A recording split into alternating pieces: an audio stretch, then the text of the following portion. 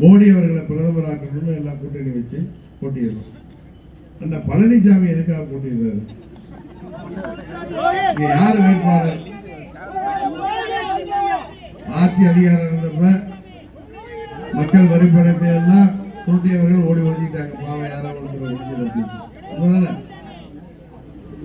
பழனிசாமி நிக்கிறதுக்கு காரணம் ஏன்? அவர் தான் சேலத்து சிங்கமாச்சே, புரட்சி தமிழனாச்சே.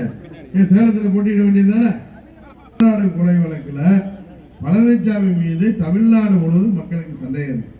அதுல ஏதாவது கைது பண்ணிட்டு ஸ்டாலின் கெஞ்சிக்கிட்டு இப்ப தெரியும் உங்களுக்கு. இங்க உள்ள முன்னாள் அமைச்சர்கள் எல்லாம் பல வழக்குகள் போட்டு அவர்கள் மேல எஃப்ஐஆர் போட்டு சார்ஜ் ஷீட் ஃபைல் பண்ணி சொத்து குவிப்பு வழக்குல பல கோடிக்கு ஊழல் செய்திருக்காங்கன்னு, சொத்து சேர்த்து வச்சிருக்காங்கன்னு கேஸ் போட்டிருக்காங்க. அதெல்லாம் கைது பண்ணிடாதீங்க.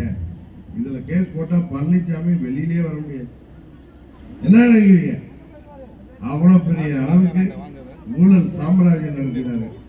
அதனால இன்னைக்கு தெரியும், தமிழ்நாட்டில் ஆள்ற ஆட்சி பழனிசாமி செய்த தப்பான ஆட்சிக்கு எதிராக மக்கள் வாக்களித்ததுனால திமுக திருந்தி இருக்குன்னு நம்பி வாக்களித்தாங்க. ஆனா திமுக திருந்தவே இல்லைங்கிறத நீங்க தெரிஞ்சுக்கீங்க. எப்பயும் திருந்த மாட்டோம்னு தெரிஞ்சுட்டேன். தம்பி கொஞ்சம் கொடியா இருக்கீங்க, நீங்கெல்லாம் மறைக்கிறவரெல்லாம் பார்க்கணும். நீங்க விவசாயிகளாக இருக்கட்டும், அரசு ஊழியர்கள், மாணவர்கள், ஆசிரியர்கள், இளைஞர்கள், போக்குவரத்து தொழிலாளர்கள், மருத்துவர்கள், நெசவாளர்கள், செவிலியர்கள் என அனைத்து தரப்பு மக்களுக்கும் எதிரான ஆட்சியாக இருக்கு. பிரதமர் மோடி மீண்டும் இந்தியாவின் முதல்வராக வருவதற்கு தமிழ்நாட்டிலே நீங்கள் சிறப்பான வெற்றியை தேடி தருகின்ற விதமாக தாமரை சின்னத்திலே வாக்களிக்க வேண்டும். இப்ப நம்ம கூட்டணிக்கு இங்க தேவநாதர் தாமரை சின்னத்தில் ஓட்டு கேட்கிறார். இது பிரதமரை தேர்ந்தெடுக்கின்ற தேர்தல். இப்ப நமது கூட்டணிக்கு தேசிய ஜனநாயக கூட்டணியின் வெற்றி வேட்பாளராக 3வது முறை இந்தியாவின் பிரதமராக வர இருக்கின்ற பிரதமர் மோடி அவர்கள் நமது கூட்டணிக்கு தலைமை தாங்கிறார். திமுக கூட்டணிக்கு யாருங்க பிரதமர் வேட்பாளர்? தயவு செய்து அந்த கூட்டணி வேட்பாளர்களை, அதுல வந்து பேசுற பெரிய தலைவர்களை நீங்க கேட்கணும். இப்ப இந்த கூட்டணியின் தலைமையாக கம்பீரமாக மோடி அவர்கள் இருக்கிறார்.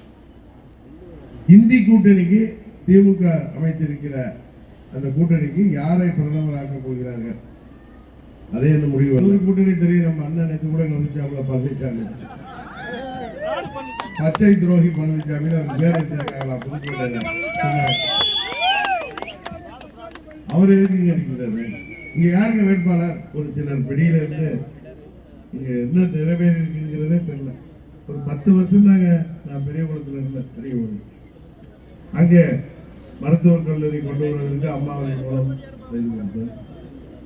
சேடப்பட்டி கூட்டு குடிநீர் கொண்டு வந்தோம்.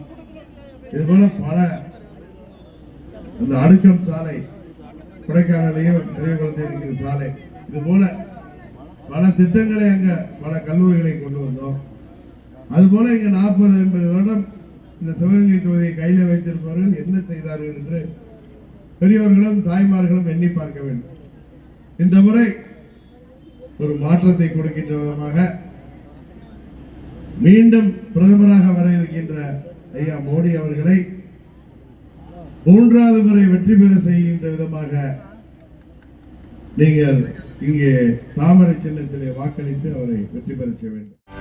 செய்திகளை உடனுக்குடனும் துல்லியமாகவும் தெரிந்து கொள்ள சப்ஸ்கிரைப் பண்ணுங்க.